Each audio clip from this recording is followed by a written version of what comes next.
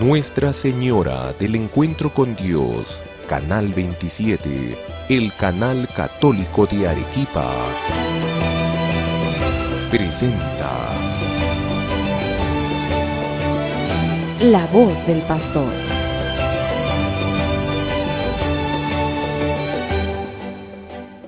Queridos hermanos y hermanas, nuevamente juntos en La Voz del Pastor.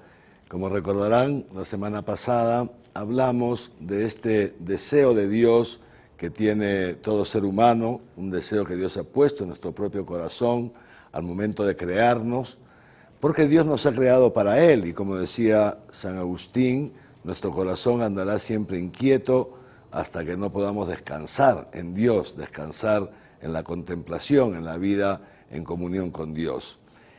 Ciertamente decíamos también que el hombre, a través de las cosas creadas, contemplando la creación, por su sola razón ya puede llegar a conocer la existencia de Dios, a reconocer la existencia de Dios. Evidentemente, toda esta creación que es tan bella, que es tan completa en sí misma, que tiene sus propias leyes internas, decíamos leyes que no hemos creado nosotros, evidentemente nos llevan pues a pensar con nuestra razón que alguien tiene que haber creado todo este cosmos, todo cuanto existe. Pero también decíamos la semana pasada que si bien podemos llegar a reconocer la existencia de Dios, el hombre en su sola fuerza, en su sola razón, nunca va a poder llegar a conocer íntimamente este Dios. Es decir, ¿quién es este Dios? ¿Quién es este Dios? Y por eso la iniciativa para que el hombre pueda conocer a Dios la ha tomado Dios mismo. La tomó ya desde los inicios, cuando, como nos relata el libro del Génesis, descendía al paraíso a conversar con nuestros primeros padres Adán y Eva, y así se iba revelando a ellos como un Dios personal, como un Dios amor. Posteriormente, aunque el hombre, digamos así, nuestros primeros padres rompieron esa comunión con Dios, Dios no los abandonó a la muerte ni al pecado, sino que fue tomando nuevas iniciativas para que los hombres lo pudiéramos conocer, para que pudiéramos relacionarnos personalmente con Él. Esas distintas iniciativas llegan, digamos así, a un momento muy importante cuando Dios se revela a Abraham, se revela luego también a Moisés y al pueblo de Israel, su pueblo elegido.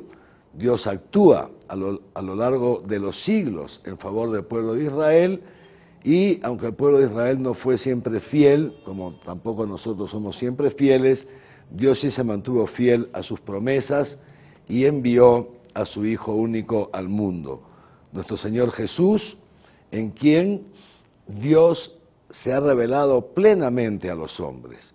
Jesús es la palabra definitiva del Padre. Todo aquello que el Padre quiere que nosotros sepamos de Él, es decir, todo aquello que necesitamos nosotros saber, nos lo ha revelado en su Hijo Jesucristo a lo largo de toda su vida terrena y de un modo, digamos así, culminante en ese misterio de la muerte en la cruz, de su resurrección y de su ascensión al cielo. Jesús entonces nos transmite quién es Dios. Gracias a Jesús, al Verbo encarnado, podemos saber nosotros que Dios es tres personas, es decir, el Padre, el Hijo y el Espíritu Santo. Esto jamás lo hubiéramos podido saber si Jesús no nos lo hubiera revelado. Tres personas distintas, pero un solo Dios verdadero, porque es única su naturaleza, porque es igual su dignidad y porque actúan siempre juntos, viven en comunión. Es un amor tan grande el que los une, repito, que siendo tres son uno. Pues bien, desde el momento en que Jesús volvió o subió al cielo, el día de la ascensión, Jesús dejó constituida su iglesia para que a través de ella, de generación en generación, se fuera transmitiendo todo aquello que Jesús había revelado a la iglesia naciente y en concreto a los apóstoles. Por eso Antes de subir al cielo, Jesús dice a los apóstoles y a través de los apóstoles dice a toda la iglesia: vayan por todo el mundo y transmitan a la gente todo aquello que yo les he enseñado. Enséñenles a guardar todo aquello que yo les he enseñado. Y entonces, desde entonces, la iglesia nos va transmitiendo esa verdad revelada por Dios, es decir, nos va transmitiendo quién es Dios, quién es el hombre, cuál es el sentido de nuestra vida, para qué estamos en este mundo, de dónde venimos y hacia dónde vamos. Y esa transmisión la iglesia la ha hecho y la sigue haciendo hasta ahora fundamentalmente por dos vías, que es donde yo quisiera que nos detengamos un poco en este momento. Es decir, todo aquello que Jesús ha entregado a la iglesia lo transmite de generación en generación. Esa es nuestra misión como cristianos, nuestra misión como católicos, transmitir la fe a la siguiente generación. Fíjense ustedes, una tarea que nos corresponde a todos, no solamente al obispo, no solamente a los sacerdotes o a las religiosas, sino también a todos ustedes, queridos hermanos y hermanas laicos. Todos tenemos esta tarea de transmitir la fe a la siguiente generación.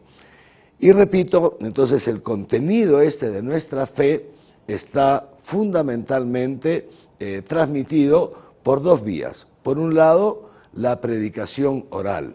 Inicialmente, la iglesia no escribió nada.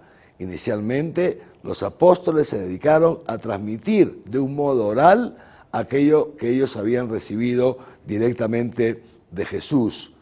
Y esto entonces se llama la tradición, esa gran transmisión oral que pasa de generación en generación.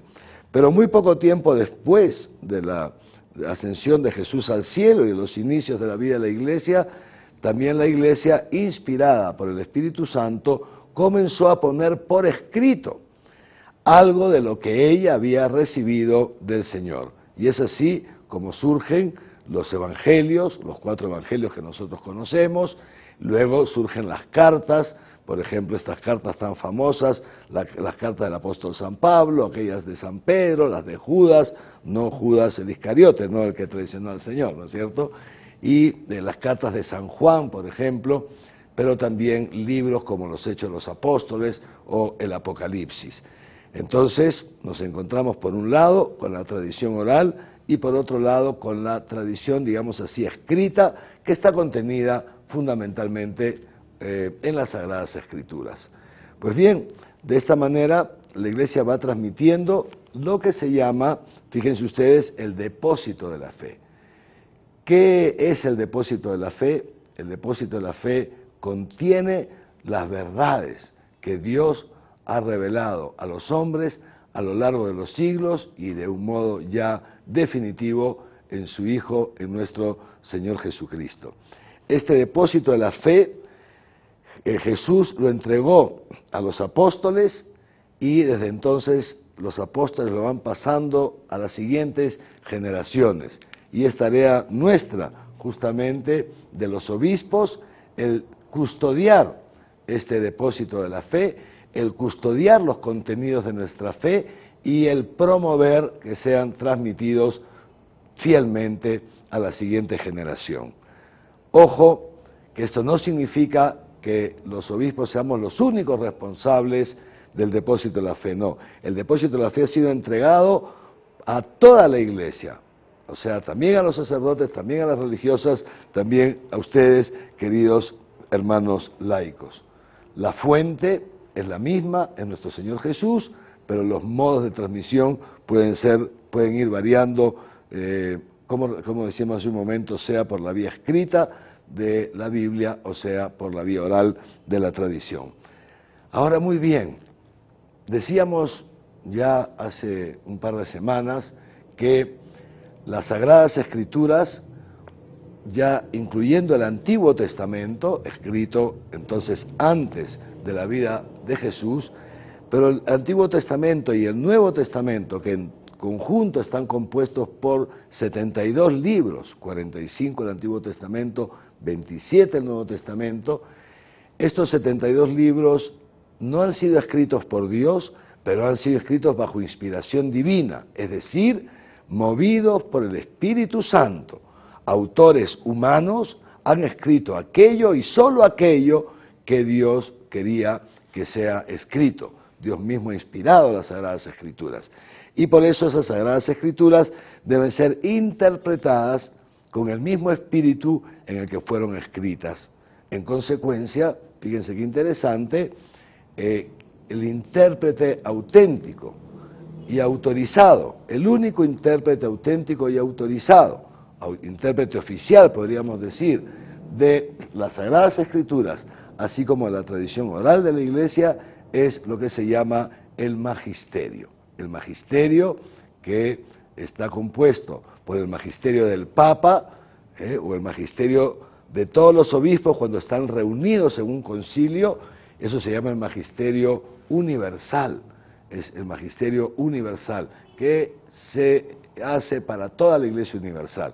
Pero también existe el magisterio ordinario que cada obispo realiza en su diócesis.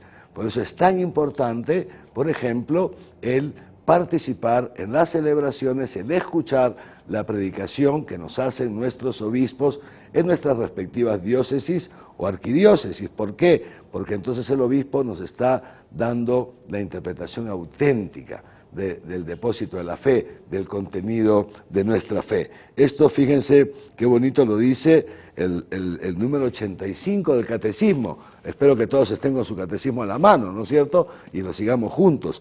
Dice así el número 85: el oficio de interpretar auténticamente la palabra de Dios, oral o escrita, ha sido encomendado solo al magisterio vivo de la Iglesia, el cual lo ejercita en nombre de Jesucristo. Es decir, ha sido encomendado a los obispos que están en comunión con el sucesor de Pedro, el obispo de Roma, hoy día nuestro querido Papa Francisco. Pero al mismo tiempo, los obispos sabemos, como lo dice el número 86 del Catecismo, que el magisterio, nuestro magisterio, no está por encima de la palabra de Dios. O sea, nosotros no podemos obligar a la palabra de Dios a decir cosas que no dicen. Nosotros no podemos interpretarla de un modo distinto a aquel que el Espíritu Santo ha querido darla.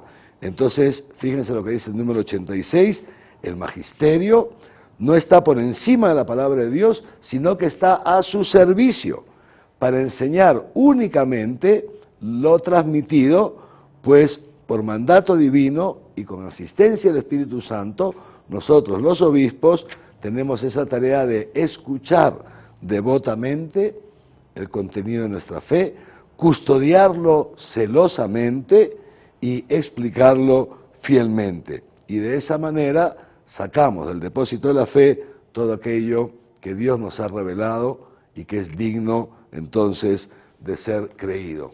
Por eso, fíjense cómo Jesús dijo a los apóstoles, y a través de los apóstoles a nosotros, sus sucesores, que somos los obispos: quien a ustedes les escucha, me escucha a mí; quien a ustedes los rechaza, me rechaza a mí. He aquí la importancia de vivir en comunión y de escuchar las enseñanzas de los obispos. Escuchar al obispo es escuchar a Cristo, porque el obispo es el vicario de Cristo en nuestra diócesis, en nuestra iglesia local. Y dentro de este magisterio, que forma parte, repito, de la función, el servicio que desempeñamos los obispos, servicio a Dios, servicio a la palabra de Dios y servicio a ustedes, el pueblo fiel que nos ha sido encomendado, dentro de este servicio nos corresponde también, sea como colegio episcopal o al Papa como obispo de Roma, el definir ciertos dogmas. Es decir, ¿qué son los dogmas? Es aquel contenido de nuestra fe que se propone de una forma definitiva y que nos obliga a todos a creerlo como revelado por el mismo Dios. Dice así, fíjense ustedes el Catecismo: el magisterio de la Iglesia ejerce plenamente la autoridad que tiene de Cristo cuando define dogmas, o sea, cuando propone de una forma que obliga al pueblo cristiano a una adhesión irrevocable de la fe, verdades contenidas en la revelación divina o propone de manera definitiva verdades que tienen con ellas un vínculo necesario. Por ejemplo, un dogma de fe es la infalibilidad del Papa cuando habla ex cátedra. Otro dogma de fe es la Inmaculada Concepción de la Santísima Virgen María, otro dogma de fe es la Asunción, y así son varios nuestros dogmas, que son los contenidos centrales, digamos así, de nuestra fe. Terminamos entonces con el artículo 2 de esta primera parte del Catecismo, que nos habla del sentido sobrenatural de la fe. Es decir, nosotros los fieles, todos en conjunto, participamos en la comprensión y en la transmisión de esa verdad revelada. Y dice el número 92, que la totalidad de los fieles que conformamos la Iglesia Católica no podemos equivocarnos cuando todos estamos de acuerdo en algunos asuntos propios de la fe. Esto se llama el sentido sobrenatural de la fe, el sensu fidei. Es una especie como de olfato, cuando un cristiano, un católico bien formado, dice, esto no puede ser verdadero, aquí me están haciendo alguna trampa, esto no va conforme a la voluntad ni al deseo de Dios para nosotros, ni aquello no responde a la verdad revelada. Terminamos entonces, por eso es tan importante que nosotros nos formemos de un modo adecuado. Por eso yo los felicito, dedicar un tiempo cada semana, por ejemplo, para tener este encuentro, aprovechando a nuestros amigos de NSE, Radio y Televisión Nuestra Señora del Encuentro. ¿No es así? Así nos vamos formando. ¿Para qué? Para que ese sensu fidei, ese sentido sobrenatural de la fe, vaya creciendo en nosotros. Y por eso también es tan importante participar en los cursos de formación que damos y que a través también del canal y de televisión y de la radio les vamos informando. Muy bien, pues hasta aquí llegamos, hemos terminado, decíamos, con este artículo 2 de la sección primera, de la parte primera de nuestro catecismo, y Dios mediante, la próxima semana entraremos ya en el artículo 3, todos con su catecismo en la mano. Que los bendiga Dios Todopoderoso, Padre, Hijo y Espíritu Santo, y que su bendición nos acompañe siempre. Amén.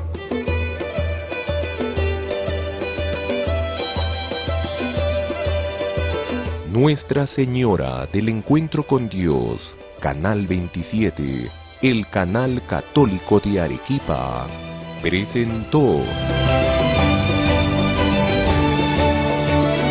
La voz del pastor.